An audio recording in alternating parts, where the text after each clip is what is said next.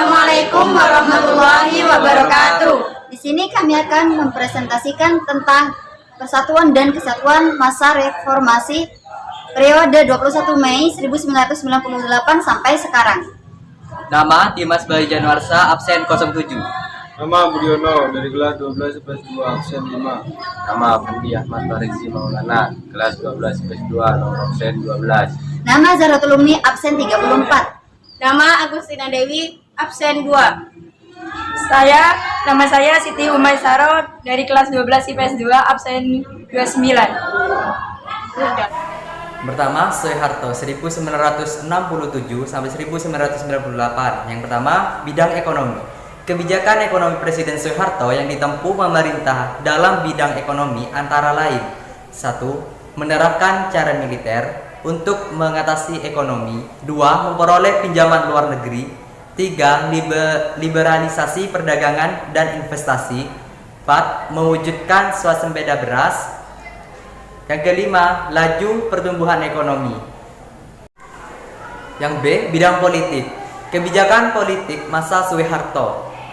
Yang A, kebijakan politik dalam negeri, yaitu 1. Pelaksanaan pemilu 1971. Yang kedua, penyederhanaan partai politik. Yang ketiga, dui fungsi ABRI.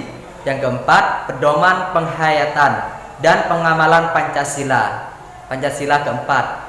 B. Kebijakan politik luar negeri Indonesia. Yang pertama, Indonesia kembali menjadi anggota PBB. Yang kedua, pemulihan hubungan diplomatik dengan Malaysia dan Singapura, dan pemutusan hubungan dengan Tiongkok.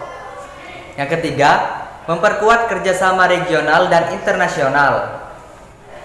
Yang C, bidang politik. Beberapa pembaruan formal yang mengemuka di bidang hukum adalah: yang pertama, pemisahan lembaga peradilan dari eksekutif.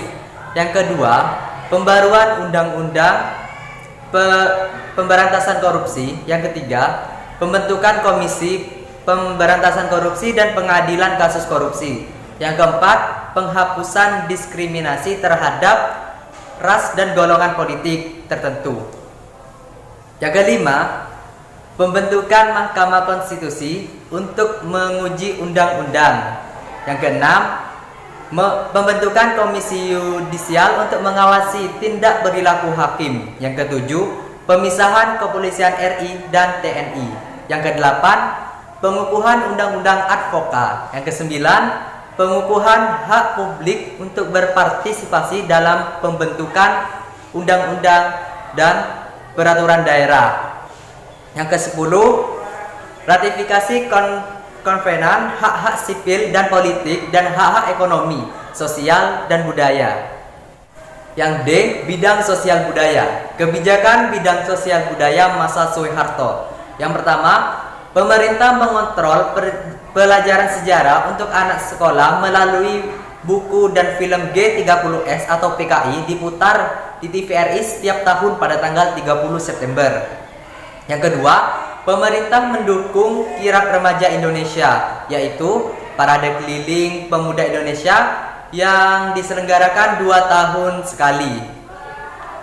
Yang ketiga, pemerintah menetapkan Departemen Penerangan dan posisi yang sangat penting departemen. Yang keempat, untuk mengendalikan mahasiswa, gerakan mahasiswa, maka diberlakukan normalisasi kehidupan kampus atau NKK dan Badan Koordinasi Kemahasiswaan atau BKK pada tahun 1978. Yang E, bidang pertahanan dan keamanan. Kondisi keamanan pada masa Orde Baru.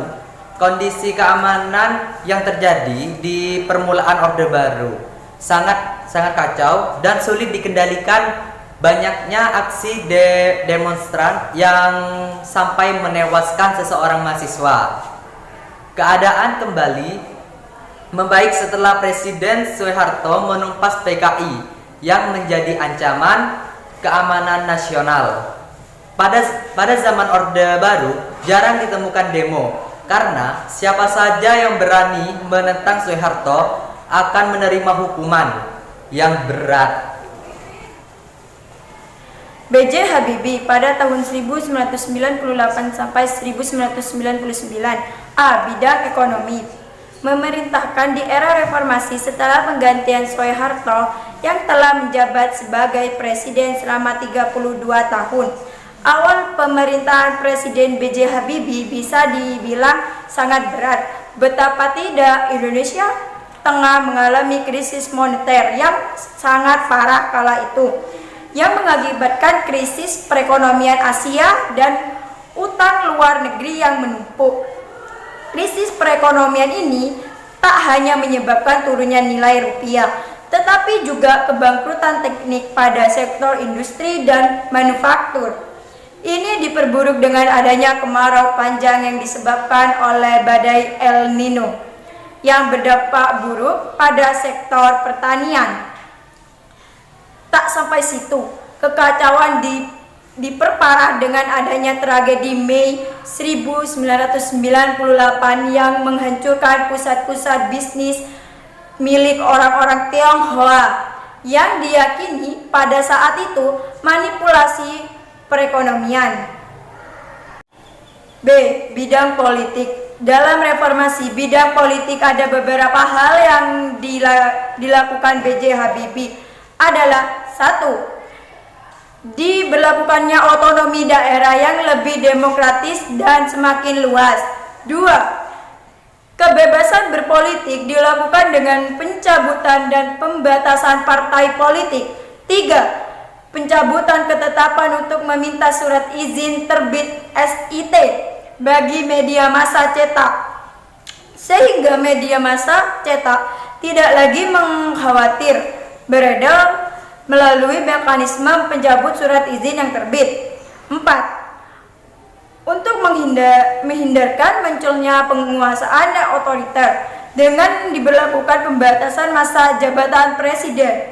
5. Pelaksanaan referendum Timur Timur. C. Bidang hukum. Bidang hukum dan menjadi agenda untuk melakukan reformasi hukum. Pada ada beberapa hal yang dilakukan dalam pemerintahan B.J. Habibie, yaitu: A.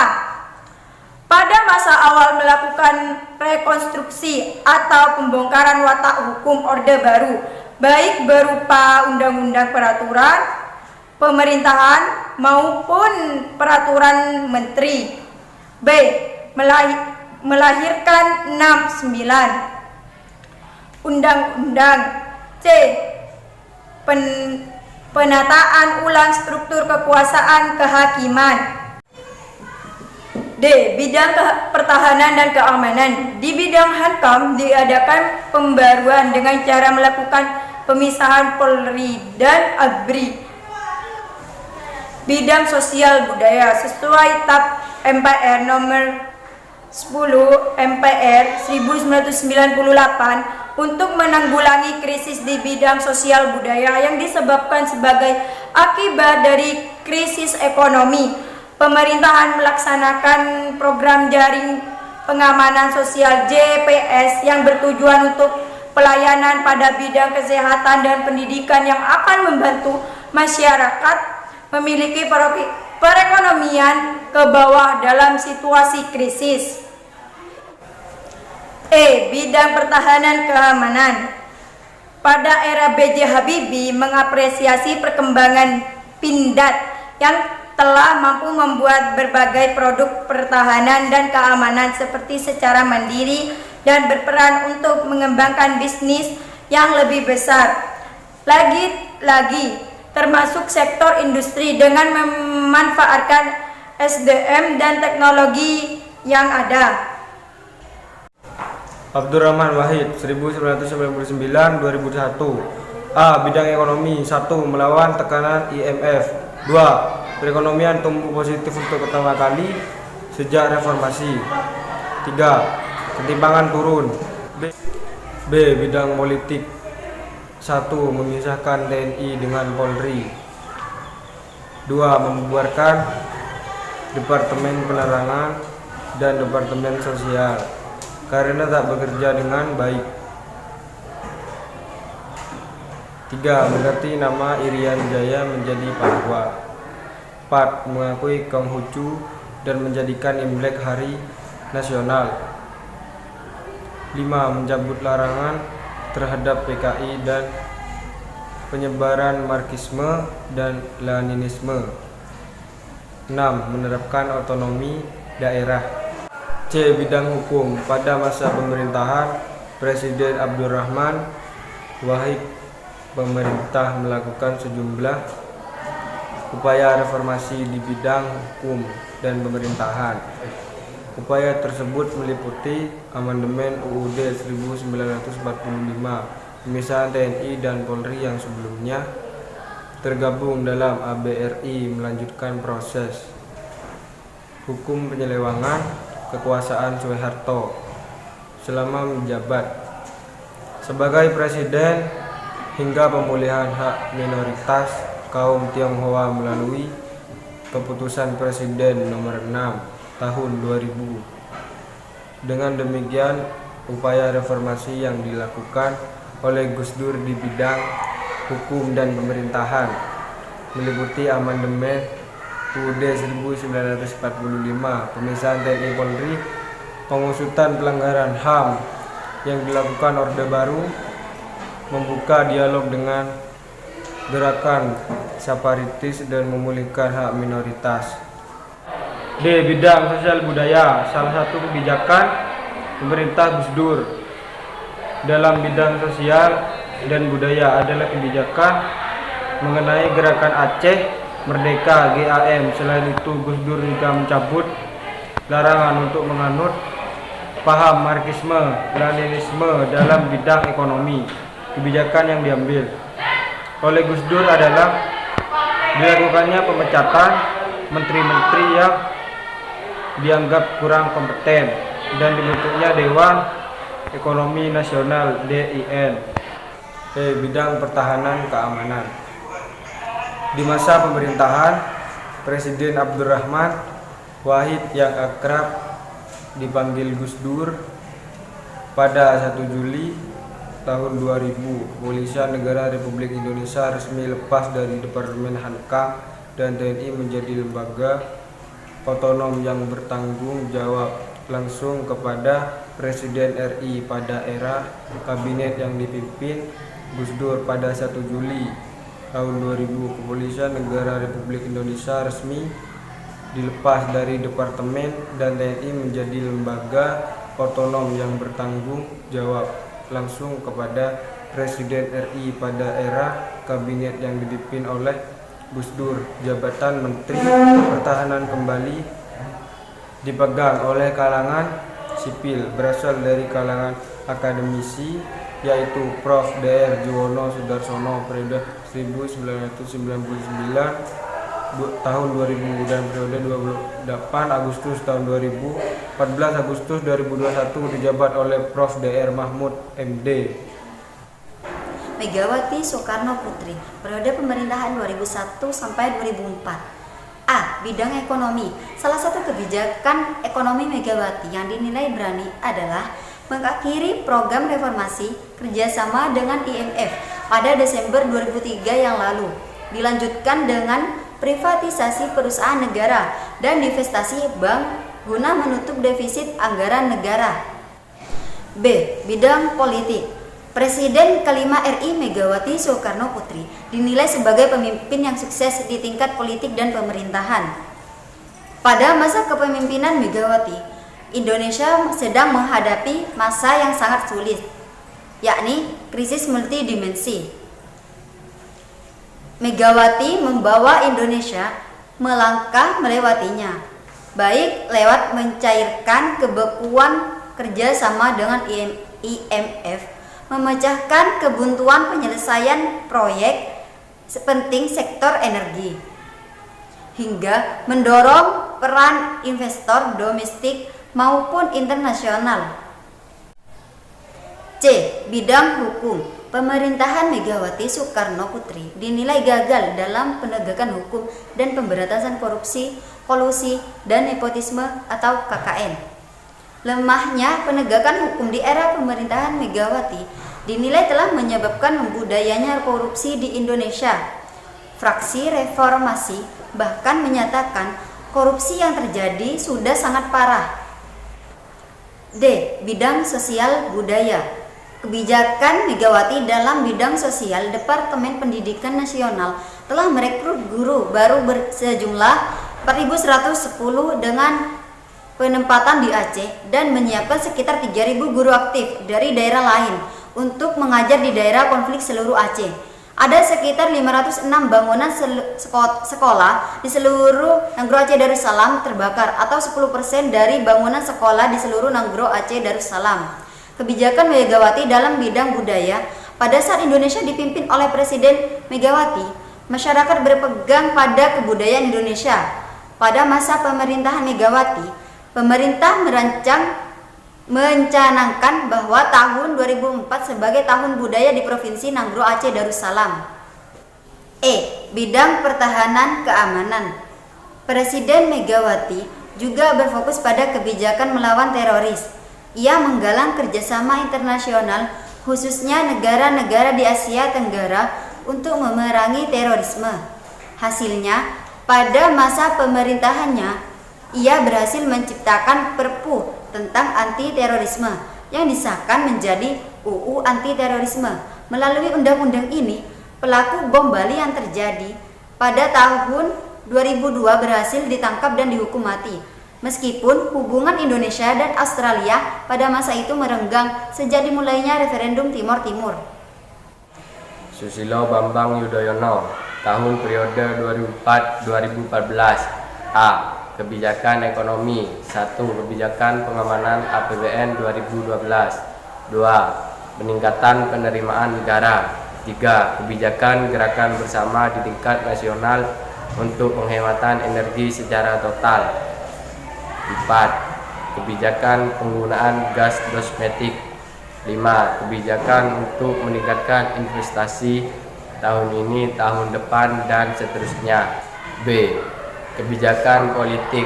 1. Pembentukan Kabinet Bersatu. 2. Kabinet Indonesia Bersatu Jilid 2. 3. Menganut konsep trias politika. C. Kebijakan hukum. 1. Kaya instruksi, miskin implementasi. 2. Fasilitas khusus bagi koruptor. 3. Melantik kepala daerah yang tersandung korupsi. 4. Gagal melahirkan regulasi anti korupsi. 5. Kasus korupsi kakap. 6. Eksekusi terhadap koruptor dan uang pengganti bermasalah. 7. Koruptor dapat dana pensiun seumur hidup. D. Bidang sosial budaya. Di pemerintahan SBY juga telah dibuat undang-undang mengenai pornografi dan pornoaksi. Namun usaha ini tidak disertai dengan penegakan hukum yang baik sehingga tidak terrealisasi. Meski konflik di beberapa daerah telah direndam, tetapi muncul kembali berbagai konflik lagi seperti di Makassar. Dalam hal pelestarian budaya di masa pemerintahan SBY mengalami kemundurannya, terutama dengan banyaknya warisan budaya asli Indonesia yang diklaim oleh pemerintah negara lain. E. Bidang pertahanan dan keamanan. Dalam masa pemerintahan SBY, pertahanan dan keamanan sudah baik, namun pemerintahannya banyak sekali teroris yang masuk ke Indonesia. Misalnya Amrozi, Imam Samudra Dalam, namun dengan kerja keras dan bantuan dari pemerintah Densus 88, terorisme mampu dibasmi. Joko Widodo pada masa periode 2014 sampai sekarang. Masa Joko Widodo. A. Bidang ekonomi. 1. Penguatan pembiayaan ekspor melalui National Interest Account. 2. Penetapan harga gas untuk industri tertentu di dalam negeri. 3. Kebijakan pengembangan kawasan industri. 4. Kebijakan memperkuat fungsi ekonomi koperasi. 5. Kebijakan simplifikasi perizinan perdagangan. 6. Kebijakan simplifikasi visa kunjungan dan aturan pariwisata. 7. Kebijakan LPG untuk nelayan. adanya konverter yang mengefisienkan penggunaan biaya yang digunakan oleh nelayan. 8. Stabilitas harga komoditi pangan khususnya daging sapi. 9. Melindungi masyarakat berpendapatan rendah dan menggerakkan ekonomi pedesaan. B. Bidang politik. 1. Menghadirkan kembali negara untuk melindungi segenap bangsa dan memberikan rasa aman pada seluruh warga negara. 2. Membuat pemerintah tidak absen dengan membangun tata kelola pemerintahan yang bersih, efektif, demokratis, dan terpercaya. 3. Membangun Indonesia dari pinggiran dengan memperkuat daerah-daerah dan desa dalam kerangka negara kesatuan. 4. Menolak negara lemah dengan melakukan reformasi sistem dan penegakan hukum yang bebas korupsi, bermartabat, dan terpercaya. 5. Meningkatkan kualitas hidup manusia Indonesia. 6. Meningkatkan produktivitas rakyat dan daya asing di pasar internasional. 7. Mewujudkan kemandirian ekonomi dengan menggerakkan sektor-sektor strategis ekonomi domestik. 8. Melakukan revolusi karakter bangsa. 9. Memperteguh kebinekaan dan memperkuat restorasi sosial Indonesia melalui kebijakan memperkuat pendidikan.